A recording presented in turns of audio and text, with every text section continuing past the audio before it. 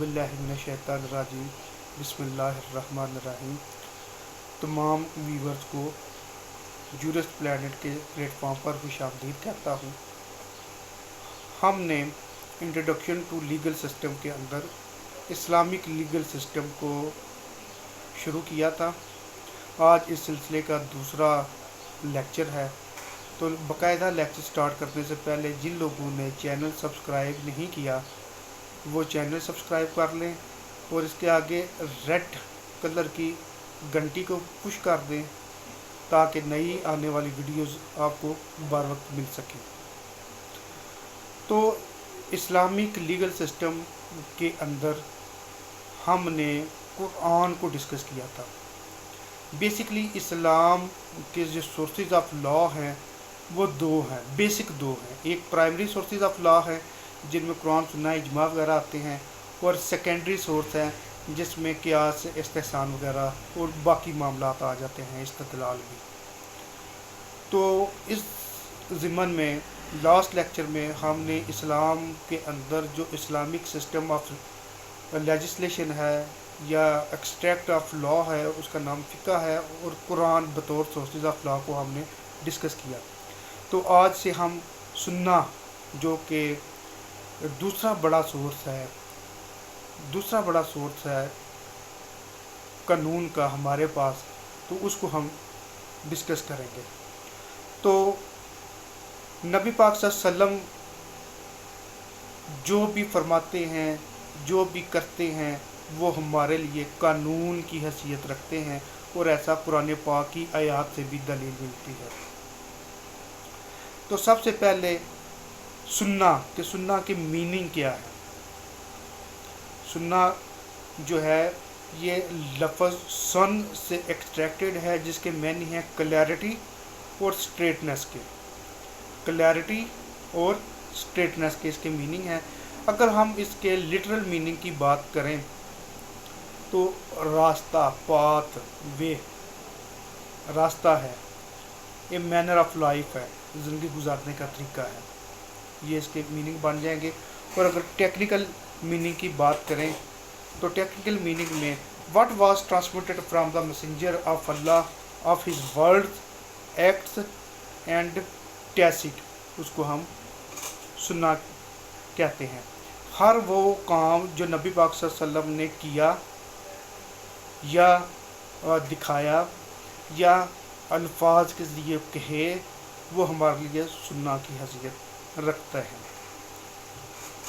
तो ये तो चलो बतौर मुसलमान हम जानते हैं, लेकिन अगर हम इन चीज़ों को बतौर लॉ अगर हम इसको डिस्कस करें तो फिर इनकी क्या हैसियत होगी। क्योंकि हमारा जो प्राइमरी कॉन्स्टिट्यूशन है वो तो कुरान है, और उसकी जो इंटरप्रिटेशन है जो सबसे ऑथेंटिक है इस दुनिया के अंदर, अल्लाह ताला ने खुद भी कहा वो नबी पाक सल्लल्लाहु अलैहि वसल्लम की सुन्ना है, वो नबी पाक सल्लल्लाहु अलैहि वसल्लम की ज़ात है। जो उन्होंने कहा वो अल्लाह ताला के अल्फाज हैं। कुरान में भी इन आयात का इशारा मिलता है। तो अहादीस में अब हम इसको डिस्कस करते हैं।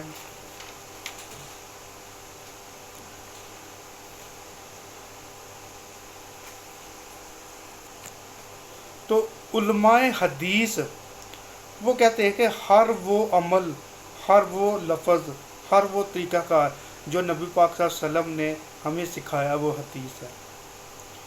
असूल फ़िक़्ह उलमा जो हैं वो कहते हैं कि सुन्ना is the secondary primary source of driving law, वो इस तरीके से इसको कहते हैं। नबी पाक सल्लल्लाहु अलैहि वसल्लम का खुद फरमान है, Prophet peace be upon him has also declared obligatory to obey his sunnah। नबी पाक सल्लल्लाहु अलैहि वसल्लम ने अपनी सुन्नत के ऊपर अमल करने की तलकीन तमाम लोगों को की है।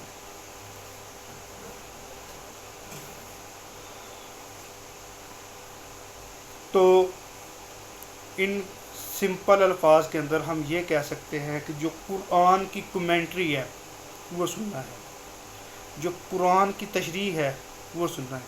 हमें मैसेज दिया गया, हुक्म दिया गया कुरान में, नमाज कायम करो, آرڈر آ گیا کانسٹیٹیوشن میں، حکم آ گیا، اب اس کو کس طرح پرفارم کرنا ہے، تو پرفارم کر کے نبی پاک صلی اللہ علیہ وسلم نے سنہ کے اندر ہمیں دکھایا کہ اس طرح نماز ادا کرنی ہے، اس طرح نماز قائم کرنی ہے۔ تو اگر ہم قرآنی آیات کا حوالہ دیں کہ جو سنہ کی ترغیب کے لیے ہیں، تو سب سے پہلے سورہ نجم کی آیت نمبر 3، اس میں اللہ تعالیٰ فرماتے ہیں and he does not speak of his own desire it is all revealed on him, وہ اپنی خواہش کے مطابق کچھ نہیں کہتے سوائے کہ جو ان کے اوپر نازل کیا جائے۔ اس کے علاوہ سورہ فرقان کی آیت نمبر 33 ہے، سورہ الاحزاب کی آیت نمبر 21 ہے، ان میں بھی اللہ تعالیٰ کی جانب سے ہمیں میسج دیا جاتا ہے کہ جو سنہ کے بارے میں ہے۔ یہ تو پرائمری سورس آف لا کے حوالے سے ثابت شدہ چیزیں ہیں، دلائل کے انبار ہیں، لیکن ہم اپنے ٹاپک کے اندر رہتے ہوئے اب اس کو آگے لے کے چلتے ہیں کائنڈ آف سنہ کی طرف، کہ سنہ کی کتنی اقسام ہیں، سنہ کی کتنی اقسام ہیں۔ نیچر کے حوالے سے سنہ کی 3 اقسام بیان کی گئی ہیں، ایک سنہ القولی، سنہ الفعلیہ اور سنہ التقریری، یہ 3 قسم کی میجر سنہ ہیں۔ تھوڑا سا شارٹلی ان کے اوپر ہم ڈسکس کر لیتے ہیں کہ قولی سنہ القولی، قول کے ذریعے وہ کیا ہے۔ تو جو نبی پاک صلی اللہ علیہ وسلم نے اپنی زندگی میں کہا، جو ہمیں حکم دیا، جو ہمارے لیے احکام کی حیثیت رکھتے ہیں، وہ سنہ القولی ہے۔ جو نبی پاک صلی اللہ علیہ وسلم نے ارشاد فرمائے وہ سنہ القولی ہے۔ نمبر 2 سنہ الفعلیہ، وہ تمام معاملات جن کو نبی پاک صلی اللہ علیہ وسلم نے خود پرفارم کر کے دکھایا، وہ سنہ فعلیہ کہلاتے ہیں۔ فار ایگزامپل روزہ کیسے رکھا جائے گا، اس کے کیا معاملات ہیں، نماز کیسے ادا کی جائے گی، اس کے کیا معاملات ہیں، حج کیسے ادا کیا جائے گا، یا اس سے ریلیٹڈ باقی دیگر جو معاملات ہیں وہ سنہ فعلیہ کا حصہ ہے۔ سنہ التقریری، وہ تمام کام جو نبی پاک صلی اللہ علیہ وسلم نے کیے، act of the prophet peace be upon him, وہ سنہ تقریری ہیں۔ یا وہ کام جو نبی پاک صلی اللہ علیہ وسلم کے سامنے کسی صحابی نے کیے اور نبی پاک صلی اللہ علیہ وسلم نے اس کو منع نہیں فرمایا، تو وہ بھی ہمارے لیے سنہ کی حیثیت رکھتے ہیں۔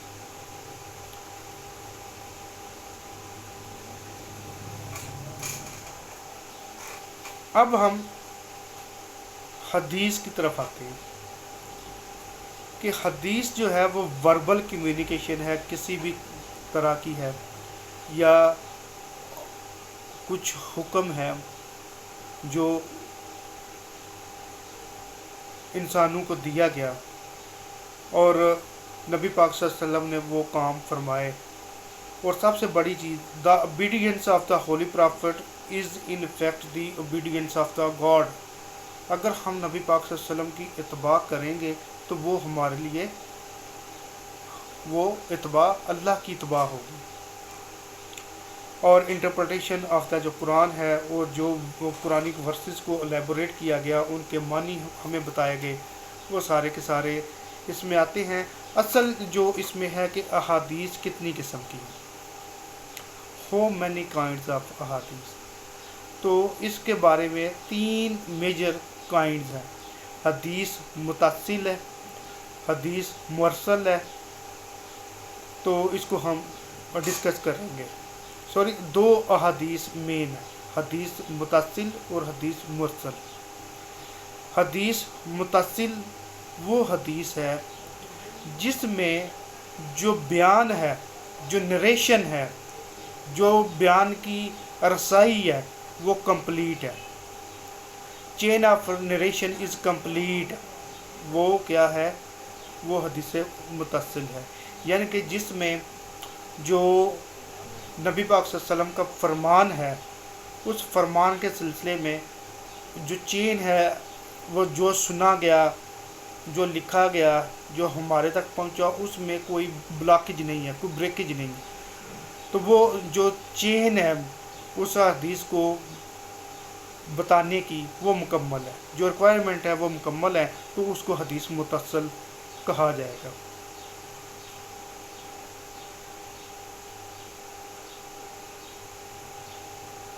اور حدیث متصل کی آگے جو اقسام ہے وہ حدیث متواتر، حدیث متواتر، حدیث مشہور، حدیث آحد، یہ اس کے اندر 3 اقسام ہیں حدیث متصل کے اندر۔ تو سب سے پہلے ہم ڈسکس کرتے ہیں حدیث متواتر کو۔ تو حدیث متواتر وہ ہے جو نبی پاک صلی اللہ علیہ وسلم کا فرمان عام لوگوں تک پہنچا، اور اس فرمان کو بہت سارے لوگوں نے سنا، دیکھا، اس کے اوپر عمل ہوا اور اس کو درست مانا۔ یعنی کہ درست ماننے سے مراد وہ اس چیز کی گواہی دیتے ہیں کہ ہم نے نبی پاک صلی اللہ علیہ وسلم سے یہی بات سنی ہے اور اس میں کوئی چیز اضافی ہماری طرف سے ایڈ نہیں کی گئی، تو وہ حدیث متواتر ہوگی، جو کہ a large number of people جو ہیں وہ اس کو دیکھتے ہیں اور اس کی اطاعت کرتے ہیں۔ اب اس کی بھی آگے 2 اقسام ہیں حدیث متواتر کے آگے بھی، ایک ہے تواتر لفظی ہے اور ایک تواتر ہے معنوی ہے۔ تواتر لفظی سے مراد وہ الفاظ جو نبی پاک صلی اللہ علیہ وسلم نے فرمائے وہ تواتر کے ساتھ وہ ہمارے پاس پہنچے، یا آپ اس کو کہہ سکتے ہیں کہ آل دی نریٹرز ایگری، کہ تمام اس کو بیان کرنے والے متفق ہیں، the words as well as meaning of the hadith, یعنی کہ تمام کے تمام جو لوگ ہیں جو اس حدیث کے الفاظ کے اوپر ایگری ہیں کہ یہی الفاظ نبی پاک صلی اللہ علیہ وسلم نے کہے تھے اور یہی اس کے معنی ہیں، تو وہ کیا کہلائے گی؟ تواتر لفظی۔ اور معنوی سے مراد تھوڑا سا اس میں فرق آ جاتا ہے، الفاظ میں فرق آ جاتا ہے، تھوڑا سا الفاظ میں آگے پیچھے ہو جائیں تو وہ احادیث وہ جو ہے تواتر معنوی ہوگی۔ جو اس کی دوسری قسم تھی حدیث متصل کے اندر، حدیث متواتر ایک اور حدیث مشہور اس کی دوسری قسم ہے۔ مشہور حدیث سے مراد یہ ہے کہ جس میں اس ٹریڈیشن کو لارج یا کچھ لوگوں نے رپورٹ کیا، لیکن وہ رپورٹ جو ہے وہ حدیث متواتر تک نہیں پہنچتی۔ یعنی کہ اگر حدیث متواتر میں پوری سوسائٹی کسی چیز کو کہتی ہے کہ نبی پاک صلی اللہ علیہ وسلم نے ایسے فرمایا، ایسے کیا، ایسے دکھایا، تو حدیث مشہور میں کم بندے ہیں، کم لوگ ہیں جو اس بات کو کہتے ہیں کہ جو نبی پاک صلی اللہ علیہ وسلم نے ایسے فرمایا، ایسے کیا، تو اس کی ویلیو تھوڑی سی کم ہے۔ ویلیو سے مراد حدیث متواتر میں بہت بڑی کمیونٹی ہے، اور حدیث مشہور سے مراد ایک شارٹ کمیونٹی ہے کہ جو اس بات کو بیان کرتی ہے۔ اور اس کے آگے آ جائے گا حدیث آحد، جس کو آپ خبر واحد بھی کہہ سکتے ہیں، واحد بندہ اس کو نریٹر بھی آپ اس کو بتا سکتے ہیں، اس کے علاوہ اور کوئی راوی نہیں ہے۔ راوی اس کو عام طور کے اوپر قرآن کے اندر بولتے ہیں راوی، کہ وہ ایک راوی ہے یا ایک سے زائد راوی نہیں ہے، تو اس کو حدیث آحد کہتے ہیں۔ اب بات کر لیتے ہیں جو مین 2 اقسام تھی حدیث کی، حدیث متصل اور حدیث مرسل۔ حدیث مرسل کی بات کر لیتے ہیں۔ تو حدیث مرسل میں جو کنٹینیوز یعنی کہ جو اس کا تسلسل ہے وہ کسی 1 یا 2 جگہ پر مسنگ ہو جاتا ہے۔ مثلا میں کہتا ہوں کہ میں نے یہ بات اپنے والد سے سنی، اور میرے والد نے آگے دادا سے سنی، دادا نے آگے پردادا سے سنی، تو یہ ایک چین ہے۔ تو اس میں سے میرے کلیم کو اگر میرے والد صاحب کہتے ہیں کہ میں نے اپنے دادا سے نہیں سنی لیکن میں نے اپنی پردادا سے سنی ہے، یا میرے والد صاحب یعنی کہ بیچ میں سے ایک چین مس ہو جائے، چین بریک ہو جائے، تو وہ جو حدیث ہے وہ حدیث مرسل کہلائے گی، جس میں نریٹرز جو ہیں اس کو راوی جو ہے وہ کسی ایک یا زائد جگہ پر مسنگ ہے، تو اس کو حدیث مرسل کا نام دیا گیا ہے، لیکن حدیث مرسل بھی ایک حکم کی حیثیت رکھتی ہے، حکم کی حیثیت رکھتی ہے۔ تو اگر ہم اس کی افادیت یا امپورٹنس کے اوپر بات کریں تو حدیث یا سننا وہ ہمارے لیے ایک قانون سازی کا درجہ رکھتی ہے۔ قرآن کی پریکٹیکل انٹرپریٹیشن جو ہے وہ حدیث کے اندر ہے۔ تو بلا شبہ ہمارا ایمان ہے، ہمارا عقیدہ ہے کہ جو قرآن میں اللہ تعالیٰ نے فرمایا، نبی پاک صلی اللہ علیہ وسلم نے اس کے اوپر عمل کر کے ہمیں دکھایا۔ تو اسلامک لیگل سسٹم کے اندر اگر ہم سورسز آف لا کی بات کریں تو قرآن تو کانسٹیٹیوشن کی حیثیت رکھتا ہے، اور جو احادیث ہے اس کے کانسٹیٹیوشن کی معتبر انٹرپریٹیشن ہے، ریلائیبل انٹرپریٹیشن ہے، ایگزیکٹ انٹرپریٹیشن ہے، جس کو کوئی دنیا کا فرد ڈینائی اس انٹرپریٹیشن کو نہیں کر سکتا۔ تو انشاءاللہ تعالیٰ اگلا لیکچر جو ہوگا پرائمری سورسز آف لا کے حوالے کا نیکسٹ ٹاپک اجماع ہوگا۔ تو اس وقت تک اجماع کو انشاءاللہ تعالیٰ ہم انٹرپریٹ کریں گے۔ تو آپ لوگوں سے گزارش ہے کہ جنہوں نے میرا چینل سبسکرائب نہیں کیا وہ پلیز سبسکرائب کر لیں، تاکہ آپ کو نئی آنے والی ویڈیوز جو ہیں وہ مل سکیں، اور اس کے لیے آپ بیل کے آئیکن کو بھی پریس کر دیں تاکہ آپ کو وہ بر وقت مل سکے۔ انشاءاللہ تعالیٰ اجماع کے ساتھ نیکسٹ لیکچر میں ملاقات ہوگی، اس وقت تک کے لیے اللہ حافظ۔